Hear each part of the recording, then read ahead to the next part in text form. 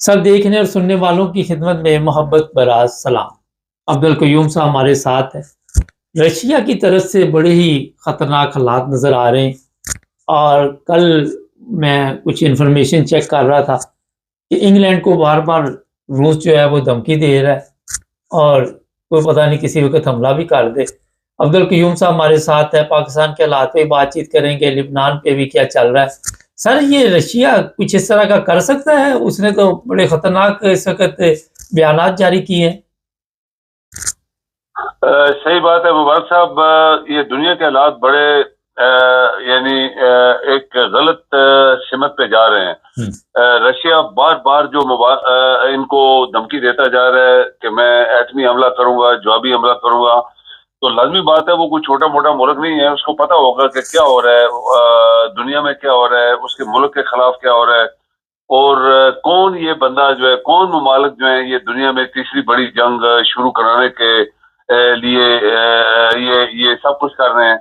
तो ये बात तो अभी कंफर्म्ड है कि रशिया ने बड़ी स्ट्रांग वार्निंग कल भी दी है, पूरी दुनिया के मीडिया में भी आया, अखबारों में भी आया कि पुतिन बड़ा सीरियस है और वो कुछ भी कर सकता है, किसी टाइम भी कुछ कर सकता है अगर ये यूरोपियन यूनियन या अमेरिका जो है बाद ना आया। सर, ये बताइए कि ये भी खबर हमारे पास पहुंची है कि रशिया ने कुछ ऐसे खतरनाक हथियार यूक्रेन में भी पहुंचा दिए हैं और यूक्रेन में भी जंग जो है तेज हो गई है। दूसरी तरफ इसराइल ने रशिया को धमकी लगाई है कि आपने ईरान को जो मिसाइल दिए हैं हम उनका हिसाब आपसे लेंगे। तो ईरान के मिसाइल जो दिए गए हैं, ईरान को दिए गए, उससे इसराइल रूस के तल्लुकात भी खराब है, शाम में भी हालात खराब है, लिबनान में खराब है। आप समझ रहे हैं कि अनकरीब कुछ होने वाला है? इसमें देखें मुबारक साहब, अभी जैसे इसराइल इतनी जुर्रत के साथ पहले उसने, आप देख लें कितने कितने बड़ी बातें उसने, कितने जनरल ईरान के मरवाए, हमास का लीडर उसके उसके जनरल मरवाए, अभी हिजबुल्लाह का लीडर जो है इसको मरवाया, इसके जनरल भी साथ, एक ईरान का भी जनरल साथ बैठा था वो भी मारा गया है। और पहले भी हिजबुल्लाह का एक कमांडर जो था उसको इसराइल ने मारा है।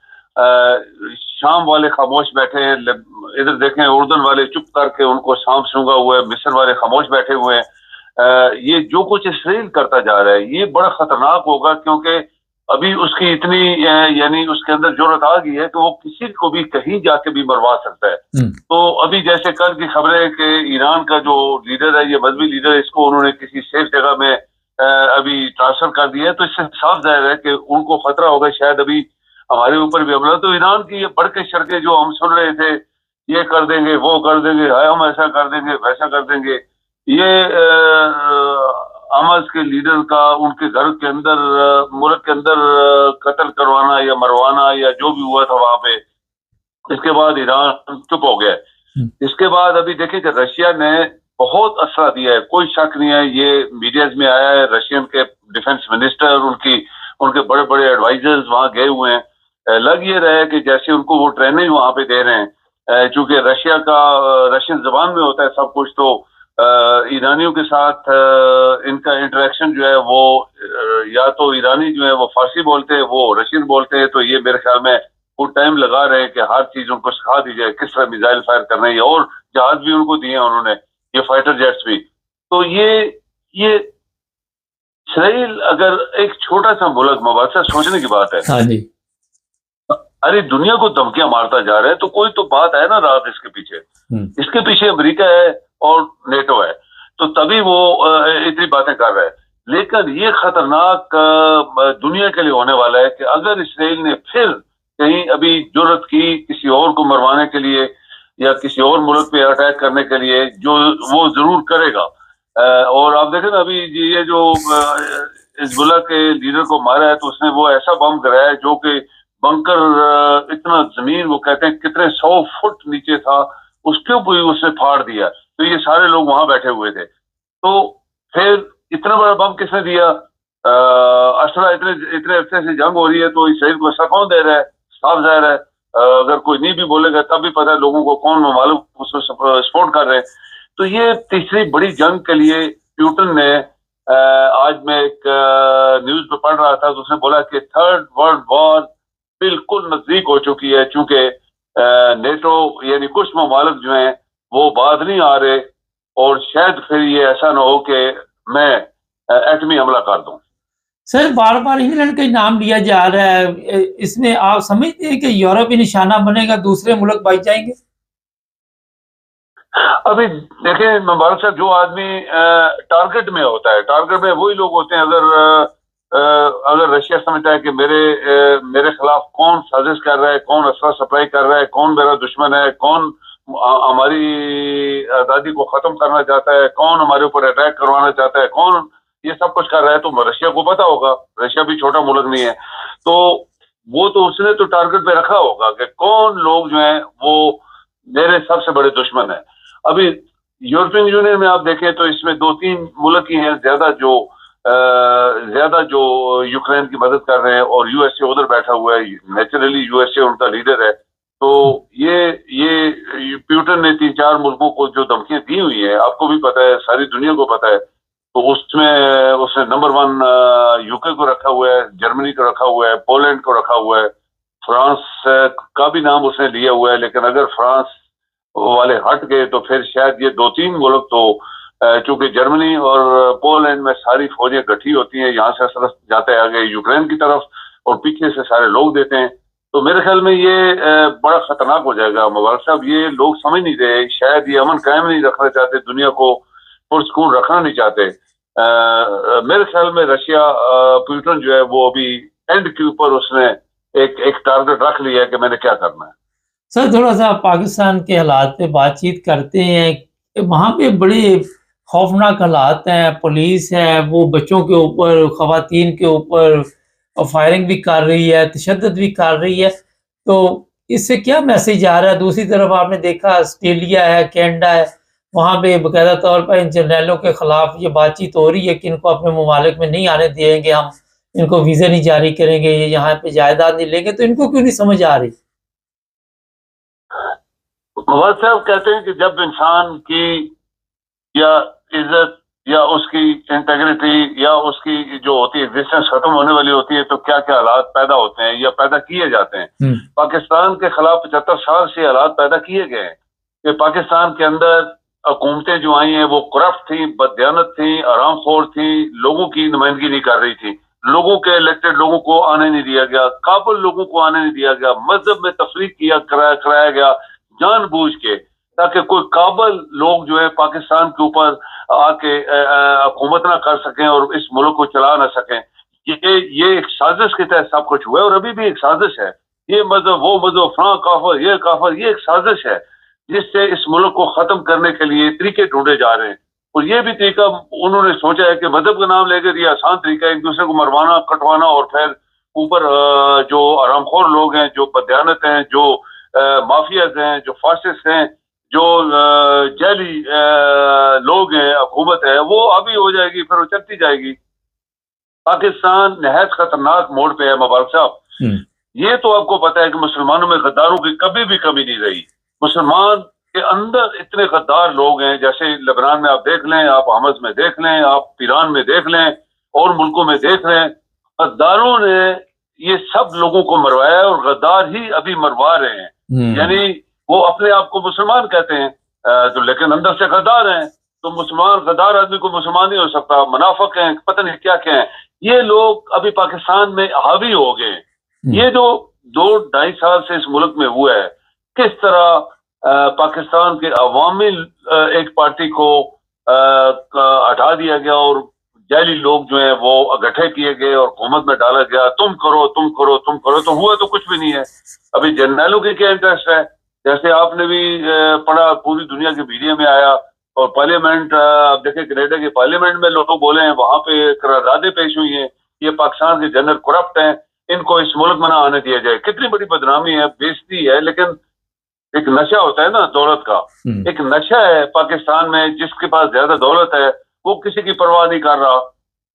اور پھر یہ جو پاکستان میں جو روز مار کٹائی، اپنے لوگ اپنوں کو مار رہے ہیں۔ ابھی دیکھیں نا، پولیس ہماری ہے، ادارے سارے ہمارے ہیں، فوج بھی اپنی ہے، اپنے ہی لوگوں کی ہے، لیکن اپنے ہی لوگ باہر جلوس نکالتے ہیں، ان کو کس طرح مارا کوٹا جاتا ہے، جلوس بھی نہیں نکالنے دے رہے۔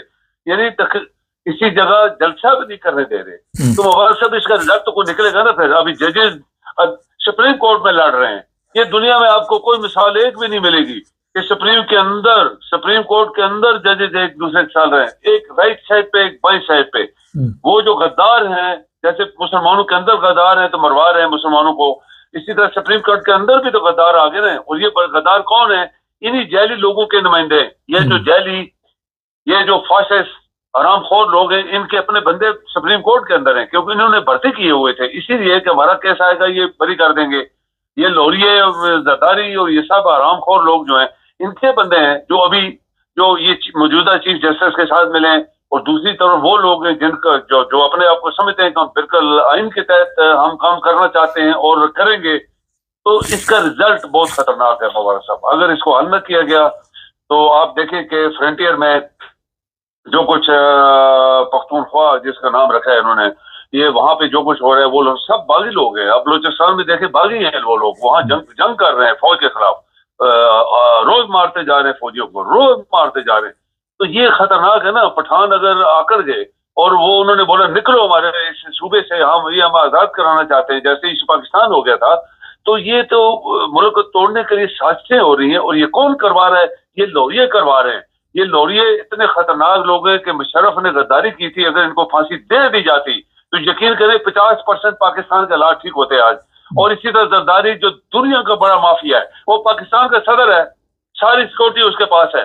वो तो पाकिस्तान की सिक्योरिटी बेच के भी पैसे लेने से कभी कतराएगा नहीं। ये मेरा वादा है। मैं आपसे बात कर रहा हूँ कि इतने खतरनाक लोग, पाकिस्तान के गद्दार लोग आज हुकूमत में हैं, तो आप मत सोचें कि ये पाकिस्तान चलेगा। सर IMF बार बार कर्जा दे रहा है पाकिस्तान को, उसको पता भी ये पैसे लाग ही नहीं रहे, पैसे फिर बाहर आ जाते हैं, तो इसकी क्या वजह है? ये मैं भी सोचता हूँ। ये आपका सवाल बहुत जबरदस्त है, क्योंकि देखें ना, IMF इनको क्यों पैसा दे रहा है? ये सारे अदारे बेच रहे हैं। आपको पता है ये सारे अदारे अंदर से बेच रहे हैं। ये आपके एयरपोर्ट्स बिक जाएंगी, बंदरगाहें बिक जाएंगी, आपके वो जो असेट्स हैं जमीन के नीचे हैं, ये ऊपर, ये सारे बिक जाएंगे। ये रेलवे मेले PIA सब बिक जाएगा। कौन बेच रहा है? पाकिस्तान में किसी चीज की कमी नहीं है। सोना, हीरे, जवाहरात सब कुछ है पाकिस्तान में, कोयला है, सब कुछ है। तो ये बेच देंगे पाकिस्तान को इसी बहाने IMF से कर्जा लेने के लिए। और IMF अभी अमेरिका का कर्जा है। तो लाज़मी बात है, अगर ये अमेरिका से मिल गए तो अमेरिका इनको पैसा देगा, तो फिर बड़ा कुछ होने वाला है जो शायद आम बंदे को समझ ना आए। लेकिन ये बड़े लोग, चूंकि इनके तो पहले ही एहसास है, वहां बड़े बड़े मुल्कों के अंदर हैं, इनकी औलादें सारी बाहर पड़ती हैं, तो फिर इनको तो कोई खतरा नहीं है, क्योंकि इनको एक्स्ट्रा पैसा मिलेगा जो बाहर छुपे हुए हैं उनके अकाउंट्स में जाएगा। जैसे बाजवा, ये जनरल मलिक सब इनके इंडिया में देखे कि मैं आपको बताऊं, मुबारक साहब के इंडिया के एक चीफ ऑफ आर्मी स्टाफ का वो सवाल कर रहा था कि तुम्हारे पास कितने पैसे हैं, कितनी तुम्हारी प्रॉपर्टी? तो उसने बोला कुछ लाख रुपए।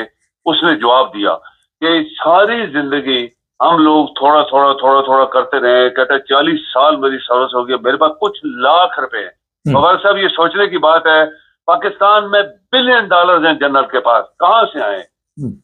सर ये आखिर में बताइए, अभी आपने मजहबी बात की, पहले तो सिर्फ अहमदी मजहबी नफरत का शिकार बनते थे, आप दूसरे लोगों को मार मार के पुलिस मुकाबले में और उनकी लाश को जला दिया जाता है। वो बच्ची देखी नहीं जा रही, वो डॉक्टर शाहनवाज की जो सोशल मीडिया पे रो रही है कि मेरे वालिद को कत्ल कर दिया गया। तो ये किस तरफ निकल गए ये सब लोग? मैंने कहा वो कत्ल जो किया गया कराची से, डॉक्टर शाहनवाज को मीरपुर लाए और कत्ल किया गया, कहा कि इसने मजहबी कोई गुस्ताखी की है, उसकी बेटी बेचारी चीख रही है, तो ये कहाँ पे चला गया? पहले तो अहमदी निशाना मानते थे, उनकी मसाजिद को गिरा दिया जाता था, कब्रों को नुकसान पहुंचाया जाता था। अब ये दूसरे लोग भी इसी के वो चक्कर में आ जाते हैं।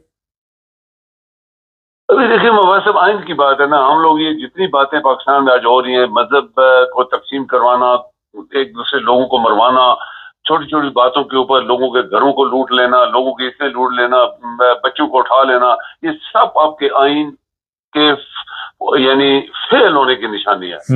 चूंकि स्टेट फेल है, स्टेट ऑफ पाकिस्तान नहीं चल रही, तो आइन किधर चलेगा? इसीलिए आपके जजेस आज लड़ाई कर रहे हैं। कोई इस आइन को चलाना चाहते हैं मुल्क को, कुछ इसके अंदर गद्दार हैं जो पहुंच गए।